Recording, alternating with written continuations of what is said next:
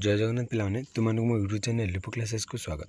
आज वीडियो पे देखिए कि मेजर थी सोशियोलॉजी जैकि आम एनईपी 2020 अनुसार क्लास ही होची।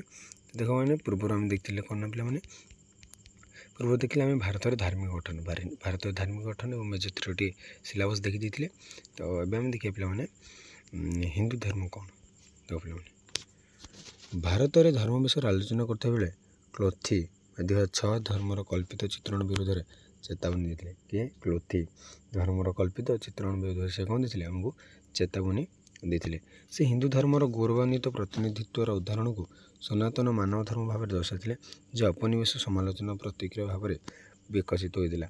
से कौन से हिंदू धर्मर गौरवान्वित प्रतिनिधित्वर उदाहरण नहीं सनातन मानव धर्म सनातन हूँ कौन मानव धर्म बोले से दर्शाते जहाँ उपनिवेश समालोचना प्रतिक्रिया भाव में विकसित होता। केन पानिकर अनुଯାयी हिंदू धर्म भाव में जहाँ जनाशुना ता प्रकृत विभिन्न संप्रदाय उपधर्म और देवता परिसर थे जो परवर्ती सामाजिक अवस्था हेतु इस्लाम आगमन पर एकत्रित हो अधिक संचारित होता। केन पानिकर अनुଯାयी हिंदू धर्म भाव में जहाँ जनाशुना हिंदू धर्म भाव में जहाँ जनाशुना ता प्रकृत विभिन्न संप्रदाय उपधर्म और देवता परिसर थिला। ता प्रकृत कौन विभिन्न संप्रदाय उपधर्म और देवता परिसर मैंने कह गले माने से केवल हिंदू धर्म ही थिला जोटा परवर्ती सामाजिक आवश्यक जो सामाजिक आवश्यकता है से इस्लाम धर्म आगमन पर एकत्रित हो अधिक संचारित होता। जो इस्लाम धर्म आसला आतर संचालित से कौन आगू आगू बढ़ला ताक अनुसार हिंदू धर्म ब्राह्मणवाद सहित समकक्ष जहाँ वेदर उत्पत्ति बोली यह दाबी करे अनुसार कौन हिंदू धर्म हूँ कौन ब्राह्मणवाद कौन ना ब्राह्मणवाद सहित समकक्ष मान ब्राह्मणवाद सहित सामान जहाँकि वेदर उत्पत्ति बोली यह दाबी करे मैंने वेदर उत्पत्ति होती हिंदू धर्म वेदर उत्पत्ति जो ब्राह्मणवाद बोली से मत दियंती। हिंदू मानकर समस्त पवित्र शास्त्र श्रुति और स्मृति उत्पत्ति होती हिंदू मानकर समस्त पवित्र शास्त्र क्यों सृष्टि होती श्रुति और स्मृति सृष्टि होती।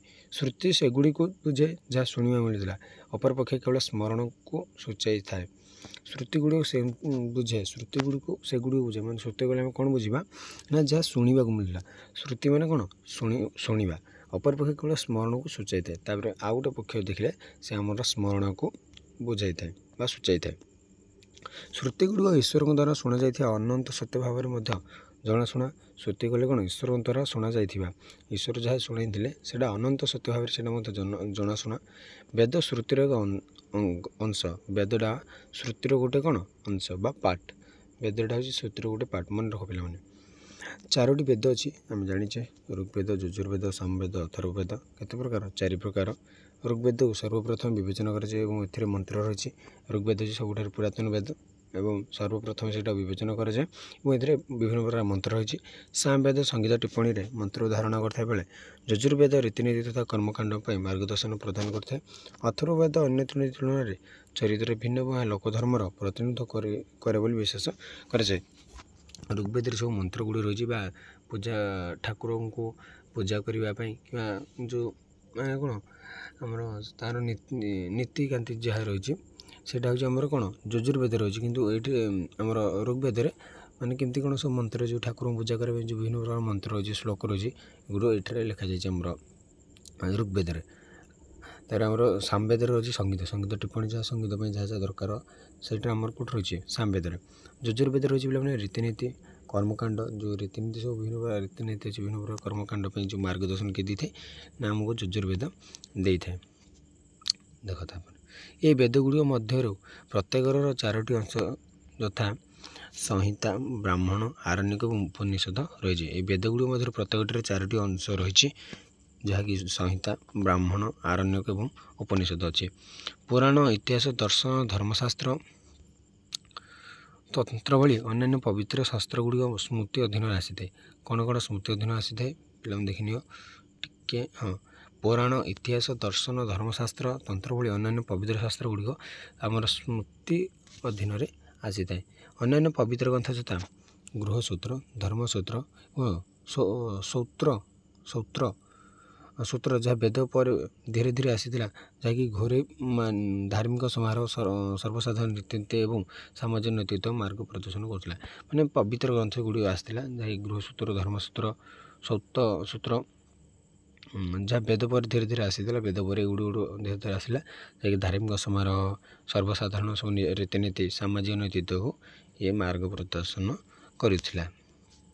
ତାପରେ ଦେଖିବାକୁ ପଡ଼ିବନି ଏହି ପ୍ରାଚୀନ ଗ୍ରନ୍ଥ ଗୁଡ଼ିକ ସମାଜ ବିଭିନ୍ନ ବର୍ଣ୍ଣରେ ବିଭକ୍ତ କରିଥିଲେ, ଯଥା ବ୍ରାହ୍ମଣ, କ୍ଷତ୍ରିୟ, ବୈଶ୍ୟ ଏବଂ ଶୂଦ୍ର। ଏହି ପ୍ରାଚୀନ ଗ୍ରନ୍ଥ ଗୁଡ଼ିକ ହିଁ ଆମ ଭାରତୀୟ ସମାଜକୁ ବା ଆମ ସମାଜକୁ ବିଭିନ୍ନ ବର୍ଣ୍ଣରେ ବିଭକ୍ତ କରିଥିଲେ, ଯଥା ବ୍ରାହ୍ମଣ, କ୍ଷତ୍ରିୟ, ବୈଶ୍ୟ ଏବଂ ଶୂଦ୍ର। ଆଧ୍ୟାତ୍ମିକ ଗ୍ରନ୍ଥ ଅନୁଯାୟୀ ବିଭାଜନ ଗୁଡ଼ିକ ଭୁଲ ହେଇଯିବ। ବିଭାଜନ ଗୁଡ଼ିକ ଗୁଣ ଏବଂ କର୍ମ ଆଧାରରେ କରାଯାଇଥିଲା। ଏଇଟା କ'ଣ ଲୋକମାନେ ଗୁଣ ଏବଂ କର୍ମକୁ ଦେଖିକି ଏହି ଶ୍ରେଣୀ ବିଭାଗ କରାଯାଇଥିଲା। ଯେ ପୂଜା ପାଠ କରି ତାକୁ ବ୍ରାହ୍ମଣ କରାଗଲା। କ୍ଷତ୍ରିୟମାନେ କ'ଣ ଯୁଦ୍ଧ କ୍ଷେତ୍ରରେ ଲିପ୍ତ ରହୁଥିଲେ। ବୈଶ୍ୟମାନେ ସବୁ ବଣିକ ଶ୍ରେଣୀର ଥିଲେ। ଶୂଦ୍ରମାନେ ସେମାନଙ୍କର ସବୁ କାର୍ଯ୍ୟ କରୁଥିଲେ। ଶୁଦ୍ଧତା, ଶକ୍ତି, ବାଣିଜ୍ୟ, ଅଜ୍ଞତା ଯଥାକ୍ରମେ ବ୍ରାହ୍ମଣ, କ୍ଷତ୍ରିୟ, ବୈଶ୍ୟ ଓ ଶୂଦ୍ର ନିର୍ଦ୍ଦିଷ୍ଟ ଭାଗ ଥିଲା। ଶୁଦ୍ଧତା, ଶକ୍ତି ଓ ବାଣିଜ୍ୟ, ଅଜ୍ଞତା ମାନେ ବ୍ରାହ୍ମଣମାନେ ଥିଲେ ଶୁଦ୍ଧତା, କ୍ଷତ୍ରିୟମାନେ ଥିଲେ ଶକ୍ତିଶାଳୀ, ବୈଶ୍ୟମାନେ ଥିଲେ ବାଣିଜ୍ୟ ବା କାରବାରରେ ଲିପ୍ତ ଏବଂ ଅଜ୍ଞତା ଥିଲେ କିଏ ଶୂଦ୍ରମାନେ। ସେ ଭାବରେ ସେ ଭାଗ କରିଥିଲା। କୃଷ୍ଣ ଚୈତନ୍ୟ ଏହି ଚାରୋଟି ଜାତିକୁ ସାଧାରଣ ତଥା ସମ୍ବେଦନଶୀଳ, ରାଜ୍ୟବାସୀ ଓ ପ୍ରଶାସକ, ଉଦ୍ୟୋଗୀ ଏବଂ କୁଶଳୀ, ଅଜ୍ଞାନଚିନ୍ତ ଭାବରେ ବର୍ଣ୍ଣନା କରିଥିଲେ। ଏହି ଚାରୋଟି ଜାତିକୁ କ'ଣ ନା ସାଧାରଣ ତଥା ସମ୍ବେଦନଶୀଳ ବ୍ରାହ୍ମଣମାନଙ୍କୁ କୁହାଯାଇଥିଲା, ରାଜ୍ୟବାସୀ ବା ପ୍ରଶାସକ କୁହାଯାଇଥିଲା, କ୍ଷତ୍ରିୟମାନଙ୍କୁ ଉଦ୍ୟୋଗୀ ଏବଂ କୁଶଳୀ କୁହାଯାଇଥିଲା, ବୈଶ୍ୟମାନଙ୍କୁ ଏବଂ ଅଜ୍ଞାତ ଜନତା ଭାବରେ କାହାକୁ ବର୍ଣ୍ଣନା କରାଯାଇଥିଲା ନା ଶୂଦ୍ରମାନଙ୍କୁ ଅଜ୍ଞାତ ଜନତା ଭାବରେ ବର୍ଣ୍ଣନା କରାଯାଇଥିଲା। ମାର୍କ୍ସ ୱେବର 1958 ମସିହାରେ ଭାରତୀୟ ଜାତି ଏକ ରୁଦ୍ଧ ପ୍ରସ୍ତୁତି ଗୋଷ୍ଠୀ ଭାବରେ ବ୍ୟାଖ୍ୟା କରିଥିଲେ, ଯେହେତୁ ଜନ୍ମ ଅନୁସାରେ ସେ ଜଣେ ବ୍ୟକ୍ତିଙ୍କ ଜାତି ସ୍ଥିର ହୋଇଥିଲା ଏବଂ କୌଣସି ଗତିଶୀଳତା ଏଥିରେ ଅନୁମତି ଦିଆଯାଉନଥିଲା। କ'ଣ କହିଲେ ନା ରୁଦ୍ଧ ପ୍ରଶସ୍ତି, କ'ଣ ନା ରୁଦ୍ଧ ହୋଇଯାଉଥିଲେ ଲୋକମାନେ। ଯେହେତୁ ସେ ଜନ୍ମ ହୋଇଗଲେ ସେ ଗୋଟେ ଜାତିରେ ସେ ସ୍ଥିର ହୋଇଥିଲେ ନା, ମନେକର ସେ ବ୍ରାହ୍ମଣ ଜାତିରେ ଯଦି ଜନ୍ମ କରାଗଲା ବ୍ରାହ୍ମଣ କୁଳରେ, ତ ସେ ବ୍ରାହ୍ମଣ ଜାତିର ହୋଇଗଲା। ସେ ଆଉ ଗତିଶୀଳତା ଏଥିରେ ମାନେ ଅନ୍ୟ କୌଣସି ଗତିଶୀଳତାକୁ ଏଠି ଅନୁମତି ଦିଆଯାଉଥିଲା। ମାନେ ସେ କ୍ଷତ୍ରିୟ ବଂଶ ଯିଏ ଚାହୁଁଥିଲା ସେଇଟା ଦିଆଯାଉନଥିଲା। ସେଇଟା ରୁଦ୍ଧ କି ସେ ଗୋଟେ ଜାତିରେ ରହିଯାଉଥିଲା। ସେ ବିଶ୍ୱାସ କରୁଥିଲେ ଯେ ଏହି ବ୍ୟବସ୍ଥାର ସଫଳ ପ୍ରବାସ ଏବଂ ପରବର୍ତ୍ତୀ ଅବତାରରେ ଏକ ସମ୍ମାନଜନକ ଜୀବନ ପ୍ରାପ୍ତ କରିବାର ଆଶା ଅଟେ। ସେ କ'ଣ ବିଶ୍ୱାସ କରୁଥିଲେ ଯେ ଏହି ବ୍ୟବସ୍ଥାର ସଫଳ ପ୍ରବାସ, ଏ ଯେଉଁ ସଫଳ ପ୍ରବାସ ଏବଂ ପରବର୍ତ୍ତୀ ଅବତାରରେ ଏକ ସମ୍ମାନଜନକ ଜୀବନ ପ୍ରାପ୍ତ କରିବାର ଆଶା ଅଟେ। ତଥାପି ଜାତି ବ୍ୟବସ୍ଥାର ଅଭ୍ୟାସ ଯେତିକି ଶୁଣିବାକୁ ସରଳ ସେତିକି ବାସ୍ତବରେ ସରଳ ନୁହେଁ। ଆମେ ଯେମିତି ଜାତି ବ୍ୟବସ୍ଥାର ଅଭ୍ୟାସରେ ଯେତିକି ଆମେ ଭାବୁଛୁ ଯେ ସରଳ, ସେତିକି ସରଳ ନୁହେଁ। ବାସ୍ତବରେ ସେତିକି ସରଳ ସେ ନୁହେଁ। ଟି.ଏନ୍. ମଦନ ଉଲ୍ଲେଖିତ କରିଛନ୍ତି ଯେ ଏହି ଜାତିର ରୀତିନୀତି ପ୍ରଥା ପରମ୍ପରା ଅଞ୍ଚଳ ଅନୁଯାୟୀ ଭିନ୍ନ ଭିନ୍ନ ହୋଇଥାଏ। ମାନେ ଯେଉଁ ଜାତିର ରୀତିନୀତି ପ୍ରଥା ପରମ୍ପରାଟା ରହିଛି ସେ ଅଞ୍ଚଳ ଅନୁଯାୟୀ ଭିନ୍ନ ହୋଇଥାଏ। ଆମର ଯେମିତି ଓଡ଼ିଶାରେ ବିଭିନ୍ନ ପ୍ରକାର ରହିଛି, ଆମର ଗଞ୍ଜାମ ହଉ, ତାପରେ ଗଲେ ସେ ଗଜପତି ହଉ, ସେ ଆମର ଦକ୍ଷିଣ ଓଡ଼ିଶା ହଉ କିମ୍ବା ପୂର୍ବ ଓଡ଼ିଶା ହଉ, ସବୁ ଗୋଟେ ଆମର ମାନେ ପ୍ରଥା ପରମ୍ପରା ଅଲଗା ଅଲଗା ହୋଇ ରହିଥାଏ। ତା ଦେଖ ପରମାତ୍ମାଙ୍କ ସ୍ଥିତିକୁ ଆଧାର କରି ହିନ୍ଦୁ ଧର୍ମକୁ ମଧ୍ୟ ଶୈବ, ବୈଷ୍ଣବ, ଶାକ୍ତ ଏବଂ ଆଦର୍ଶବାଦ ଭଳି ସମ୍ପ୍ରଦାୟ ନାମରେ ବିଭକ୍ତ କରାଯାଇଥିଲା। କ'ଣ ନା ହିନ୍ଦୁ ଧର୍ମକୁ କ'ଣ ଶୈବ, ବୈଷ୍ଣବ, ଶାକ୍ତ ଏବଂ ଆଦର୍ଶବାଦ ଭଳି ସମ୍ପ୍ରଦାୟ, ମାନେ ଶୈବ ମାନେ ଯେ ଶିବଙ୍କର ଉପାସନା କରୁଥିଲେ, ବୈଷ୍ଣବ ବୋଲି ଯେ ବିଷ୍ଣୁଙ୍କର ଉପାସନା କରୁଥିଲେ, ଆଉ ଶିବଙ୍କର ଉପାସନାକୁ ଶାକ୍ତ ମଧ୍ୟ କୁହାଯାଉଥିଲା। ଏହି ସମ୍ପ୍ରଦାୟ ଗୁଡ଼ିକ ଆହୁରି ଉପବିଭାଗରେ ବିଭକ୍ତ କରାଯାଇଥିଲା। ଏଗୁଡ଼ିକର ମଧ୍ୟ ଆହୁରି ଉପବିଭାଗ ରହିଥିଲା। ଏହି ପ୍ରରୂପ ଗୁଡ଼ିକ ମଧ୍ୟରେ ଅଧିକାଂଶ ବୈଦିକ ଧର୍ମରୁ ଉତ୍ପନ୍ନ ହୋଇଥିବା ବେଳେ ତନ୍ତ୍ରପନ୍ଥୀ ବେଦ ଭଳି ଭିନ୍ନ ଭଳି ବିଶ୍ୱାସ କରାଯାଉଥିଲା। ସମ୍ପ୍ରତି ଭାରତର ମୋଟ ଜନସଂଖ୍ୟାର 80% ହିନ୍ଦୁ ଧର୍ମାବଲମ୍ବୀ। ମାନେ ସମ୍ପ୍ରତି ସେହି ସମୟରେ ଭାରତର 80% ହିନ୍ଦୁ ଧର୍ମାବଲମ୍ବୀ। ହିନ୍ଦୁ ଧର୍ମ ସହିତ ଜୈନ ଧର୍ମ, ଶିଖ ଧର୍ମ ଏବଂ ବୌଦ୍ଧ ଧର୍ମକୁ ଭାରତୀୟ ମୂଳ ଧର୍ମ ବୋଲି ବିବେଚନା କରାଯାଇଥିବା ବେଳେ ଇସଲାମ ବାହାରୁ ଆସିଥିଲା। ଇସଲାମଟା ବାହାରୁ ଆସିଥିଲା, କିନ୍ତୁ ଏଗୁଡ଼ା ଆମ ଭାରତରେ ହିଁ ତିଆରି ହୋଇଥିଲା। ସେ ଜୈନ ଧର୍ମ ଆଉ ଶିଖ ଧର୍ମ ଏବଂ ବୌଦ୍ଧ ଧର୍ମ ଆମ ଭାରତରେ ହିଁ ସୃଷ୍ଟି ଥିଲା, କିନ୍ତୁ ଇସଲାମଟା ବାହାରୁ ଆମର ଆସିଥିଲା।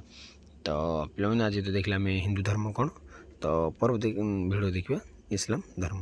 ତ ରହୁଛି, ଜୟ ଜଗନ୍ନାଥ।